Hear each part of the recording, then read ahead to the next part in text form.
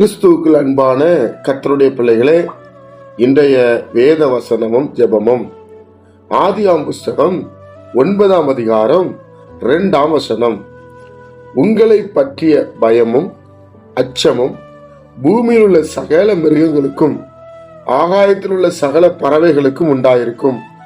பூமியிலே நடமாடுகிற யாவும் சமுத்திரத்தின் மச்சங்கள் யாவும் உங்களுக்கு கையளிக்கப்பட்டன. என் அன்பு கர்த்தருடைய பிள்ளைகளே, கர்த்தர் முதல் முறை பூமியை அழித்து மறுபடியுமாக நோவா மூலமாக சந்ததியை உயிர்ப்பிக்கிறார். உயிர்ப்பிக்கும் போதுதான் கர்த்தர் நோவா குடும்பத்தை பார்த்து நோவாவை பார்த்து சொல்லுகிறார், உங்களை பற்றிய பயமும் அச்சமும் எல்லா மிருகங்களுக்கும் இருக்கும். அது மாத்திரமல்ல, பூமியிலே உண்டாக்கப்பட்ட எல்லா தாவரங்கள், எல்லா விதமான ஆசீர்வாதங்கள், மச்சங்கள் எல்லாம் உங்களுக்கு கையளிக்கப்பட்டன. அப்படி என்றால் உங்களுக்கு கொடுத்தாயிடுச்சு. நீங்க தான் அதை ஆளுகை செய்ய வேண்டும், நீங்க தான் அதை பெற்றுக்கொள்ள வேண்டும், நீங்க தான் அதை சொந்தெடுத்துக் கொள்ள வேண்டும் என்று வேதம் நமக்கு சொல்லிக் கொடுக்கிறது. என் அன்பு கர்த்தருடைய பிள்ளைகளே, நாம் வெறுமனே இருந்தால் எதையும் சுதந்திரத்துக் கொள்ள முடியாது. ஆண்டவர் நமக்கு கையளிச்சிட்டார் என்றால் நம் கரங்களிலே கொடுத்து விட்டார். இனி அதை எப்படி பக்குவப்படுத்தி பண்படுத்தி அதை ஆண்டவருக்கு நேராக கொண்டு போவதும், நாம் சுகமாய் வாழ்வதற்கு தேவையான காரியங்களை செய்வதும் நம்முடைய கரத்துல தான் இருக்கிறது. அதனாலதான் பாவத்தையும் ஆசீர்வாதத்தையும் சாபத்தையும் உங்களுக்கு முன்பாக வைத்தேன் என்று நாம் வாசிக்கிறோம். என் அன்பு கர்த்தருடைய பிள்ளைகளை, எடுத்துக்கொள்வது நம்முடைய கரத்துல இருக்கிறது. அவர் கையளிச்சிட்டாரு.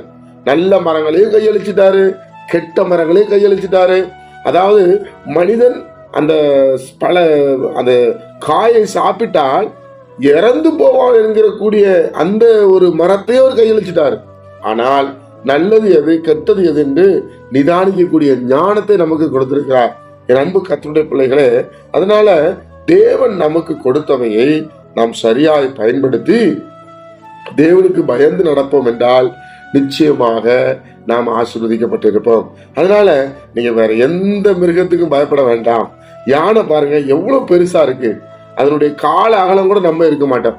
ஆனா ஒரு சின்ன குச்சினாலே யானை பாகனரை திருப்புகிறார். காரணம் என்ன? தேவன் சொன்ன காரியங்கள் உங்களுக்கு கையளிக்கப்பட்டு விட்டன என்று சொல்லப்பட்டிருக்கிறது. அதனால தேவனுடைய பிள்ளைகளாகிய நாம கர்த்தருடைய நாமத்தினால இந்த ஆசீர்வாதத்தை சுதந்திரித்து தேவனுக்குள்ளாய் நடப்போம். கர்த்தரையே நோக்கி பார்ப்போம். ஜெபிப்போமா? பரிசுத்த பிதாவே, உம்முடைய குமாரன் இயேசு கிறிஸ்துவின் நாமத்தில் நாங்கள் வருகிறோம். உடைய குமாரன் மூலமாய் எங்களை ரட்சித்து மட்டுமாய் நடத்தி வந்தீர். இந்த நேரத்தை எங்களுக்கு ஆசீர்வதித்து தாரும். இந்த நாள்ல இதை கேட்கிற ஒவ்வொரு பிள்ளைகளும் ஆசீர்வதிக்கப்படட்டும்.